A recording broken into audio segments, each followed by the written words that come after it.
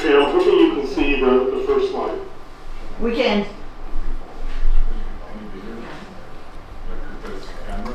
Well, thanks very much for allowing me to join. As unsatisfying as this is in many ways, to be doing it only virtually, because there's nothing better that any of us can feel than the support of each other as we're trying to move forward in our approaches to solving this problem of and I'm just going to tee something up. I'm sorry, give me a second.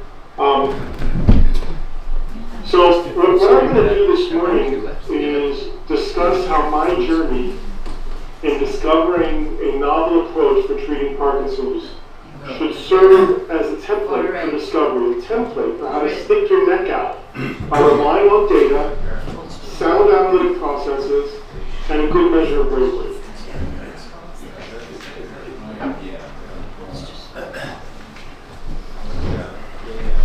So because I'm going to use my experience in Parkinson's, let's start by reviewing what we know, all in this room, the basics of today's state-of-the-art care, which is all about dopaminergic therapy. Generally, with levodopa-based therapy used first as it is the most potent, and what we need to recognize is that dopaminergic therapies really are palliative. They help for a little while, but then they wear off, as shown here in the data from the landmark L-DOPA trial. There are many reasons we fail to conquer Parkinson's, and some of these mistakes are easy to identify. We erred in believing state-of-the-art care from state-of-the-art tech from 50 years ago remains unassailable. Old methods need to be reevaluated constantly in the context of new knowledge. We erred in being convinced that dopaminergic therapy should be used chronically based on what happens after the first dose. I'll show you examples of why that's a mistake. And we erred by not considering how the G-protein coupled dopamine receptors respond to therapy, because if we did, we would know not to assume the initial benefit continues long term. And here are several examples where there's a disconnect between what happens immediately and what happens long term. It's really important to understand that the first step towards making any sort of transformational advance is to accept our failure and then be ready to realize when we encounter an actual breakthrough. And to do that, you need a model to understand the disease and to enable us to be able to see a breakthrough. Typically what I do is use multiple models. I've summarized them here. One is, as I'll show you, is taking a self-centric point of view. In other words, instead of thinking about what it looks like from sitting across the desk in a consultation room or standing next to an examination table as you look at the patient, imagine what the main cell is experiencing in that disease, in this case the dopaminergic neurons. Richard Feynman, the Nobel-winning physicist, emphasized the amount of hard work that needed to go into defining the problem. Really digging in, not just saying, hey, we're not okay with current treatment, but getting in deeper so that it starts to show what the mechanisms are. And his argument was apparently that if you spend enough time figuring out what the problem was, the rest was relatively easy. I like the idea of challenging principles because these are the basic foundational assumptions that everybody believes are true. They're accepted, starting with education in college, in med school, in graduate school, and throughout the discussion of how to tackle a disease, people don't go back. And we'll talk about that.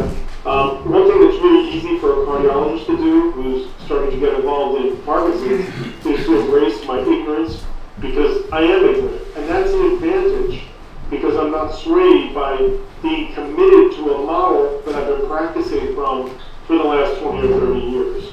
And finally, I'd like to use sort of the equivalent of Koch's postulates, which were designed for bacterial infections to understand causality, but I think are useful when you think about how to apply them, loosely apply them with the same kind of thinking as Koch had for chronic diseases. So let me go through how a couple of these helped me figure out where we need to go with treating Parkinson's. So let's start with the Koch's postulate.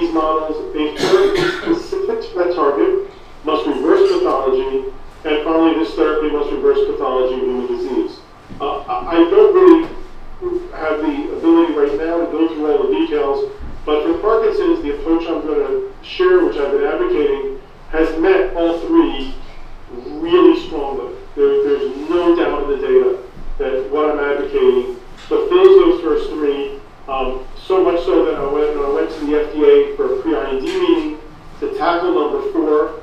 They were ready to, they give me the green light to say, file your IND, you can go into phase 2 with people with Parkinson's with this drug as the next step. So what was the first principle example that I want to share? That's with this idea that dopamine deficiency is a hallmark finding and a driver of Parkinson's disease. And again, ignorance is very useful. I went with my friend who was suffering from Parkinson's to his doctor. My friend thought I was going to ask some really advanced, intellectual, highly scientific questions at the end of the meeting. That's what he wanted me there for. I said, no, I just have one question. Doctor, if Parkinson's is a disease of dopamine deficiency, as we're taught, then why is it that fixing dopamine levels does not fix the disease? Now I understand that's a very simplistic model, very simplistic way of labeling disease, but I wanted to really push on the doctor. And there was silence for at least 10 or 15 seconds. I think he was trying to figure out what to say. This is a world-renowned clinician and clinical investigator in Parkinson's, who then held up his hand to me and said, you know, doctor, you're a cardiologist, you just don't understand the disease. And I said, exactly, explain it to me. He wasn't able to. So I thought, okay, I'm going to read about the disease. I started with the concept that I would begin in what I properly consider the modern era, which was when dopamine was described in neurotransmitter in 1958, and start there and move to the future. I met the first important paper I could find in Parkinson's was from 1960 from an Austrian group that demonstrated, and they replicated this in subsequent papers, that dopamine levels were low, and later showed that if you gave high-dose dopamine, high-dose levodopa, they didn't know about carbidopa yet, despite its side effects, people could move better within minutes of getting the drug introduced. So that started this process of saying it's a dopaminergic deficit disease. Let's keep giving levodopa, dopamine agonists, MALB inhibitors, etc., and so on. Let's work on delivery systems, the constant levels of these drugs, because we know these drugs are the solution, except they're not. And as I moved forward to around the 1980s, 1990s, I started to understand that it wasn't just the abnormality in dopamine amount in the brain. There were also noticeable loss of neurons, dopaminergic neurons. There also was a noticeable loss of dopaminergic axons. There also is a notable loss of number and function of intracellular vesicles, which, as you know, store the dopamine to make sure it remains stable and to enable it to be used as a neurotransmitter. Well, if all of those things are also abnormal, and these are from human brains taken within 24 hours, most about 12 to 18 hours post-mortem, then we should also consider what this means in terms of the growing knowledge after 1960 about how dopamine works. Because if you look at the literature, what you learn is that the amount of dopamine in dopaminergic neurons is what determines whether the neurons function or don't, and whether people are healthy or not. Too little dopamine, you can't transmit any messages. Too much dopamine, and particularly too much dopamine in the cytosol, means you have dopamine being broken down into toxic metabolites that cause just about all the pathology that people have reported in Parkinson's. So there's this potential that excess dopamine in cytosol, if it were to exist, could be a cause of the progression of the disease, the limitation, the degeneration of the neurons.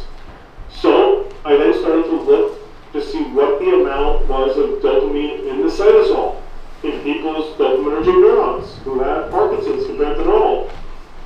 And guess what? Nothing in the literature. Nothing. No direct measure, no calculation. I found somebody who had done a study in pig brains that was trying to measure intracellular dopamine. And I called him up and I said, so how can we get a collaboration going so you can do this on human slice brains? He said, basically,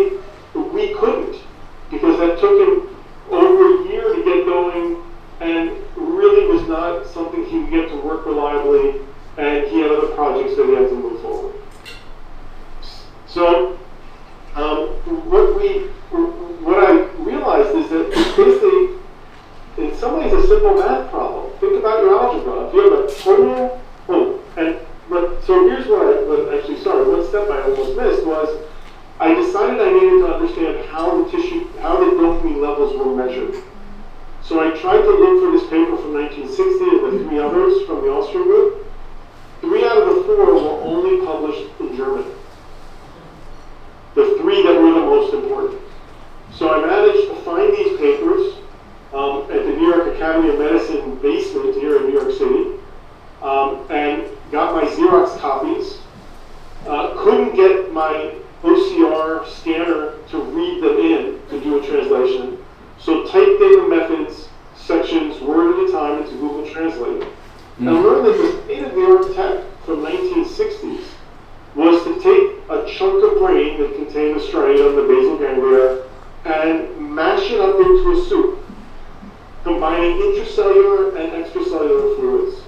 Combining intracellular fluid from dopaminergic neurons, from astrocytes, from glial cells, from immune cells, and in that soup, then measuring the level of dopamine. And sure enough, it's low. But that is not what's going on inside the cell. So let's figure out, using algebra, how to get some insight. What we did was we basically said, okay, if we know the total tissue dopamine and the total number of neurons, we can calculate a ratio, the amount of dopamine per neuron. If we also know the amount of axons in Parkinson's versus normal, again, calculate a ratio. What's the average amount of dopamine per dopaminergic axon? If we know the vesicles and the axons, then we do tissue dopamine divided by axons divided by vesicles, and we get the average amount of dopamine inside the vesicles. By subtraction, then you can see how much is in the cytosol.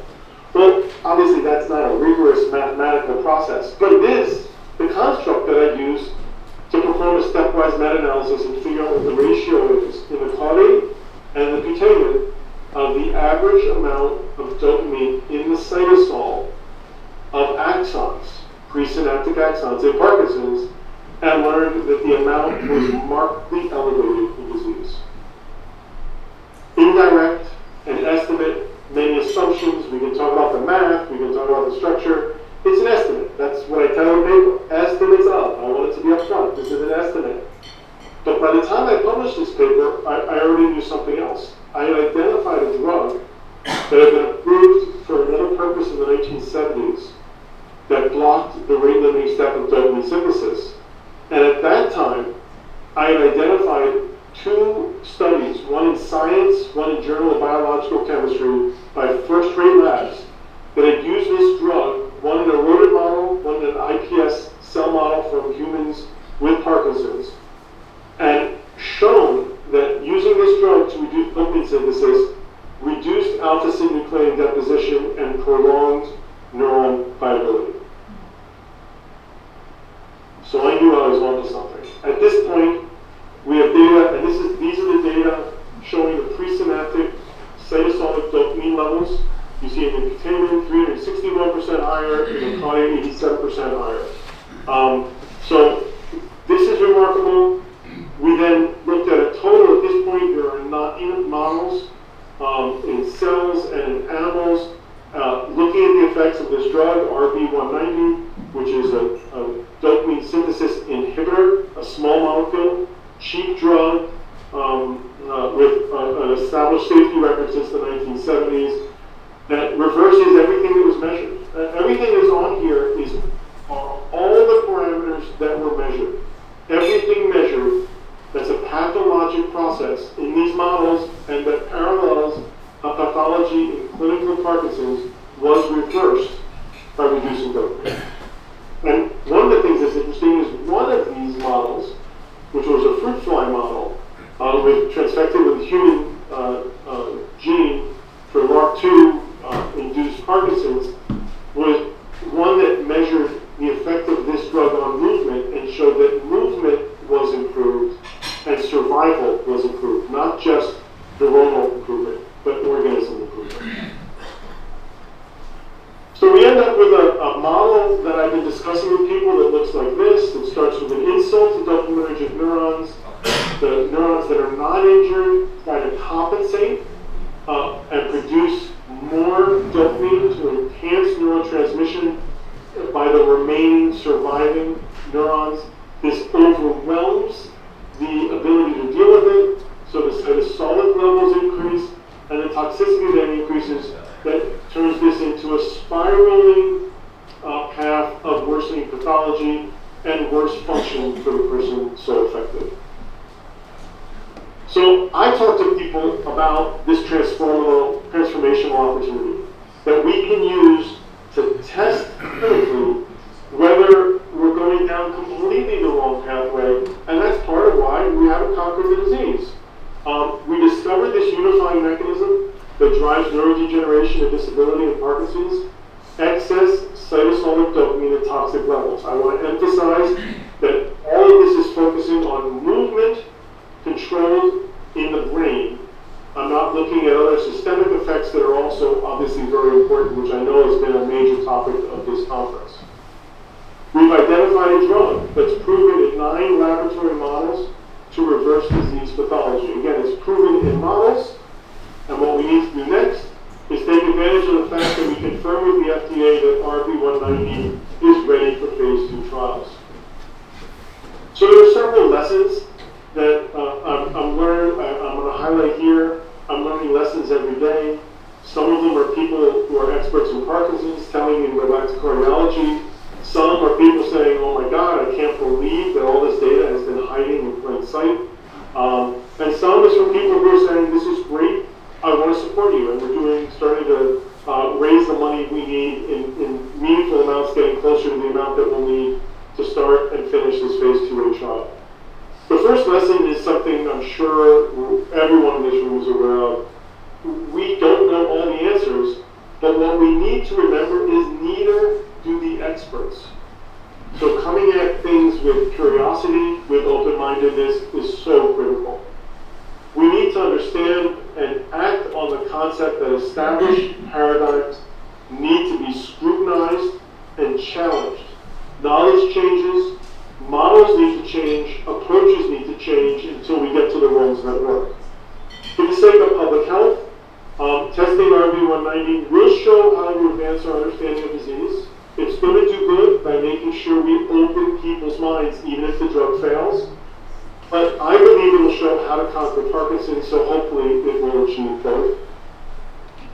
And most importantly, to conquer a disease, what we must do is embrace curiosity, apply high-level cognitive skills, and walk into a room with the bravery to stand up to the establishment and the established paradigms. By doing so, we'll be able to move the field ahead.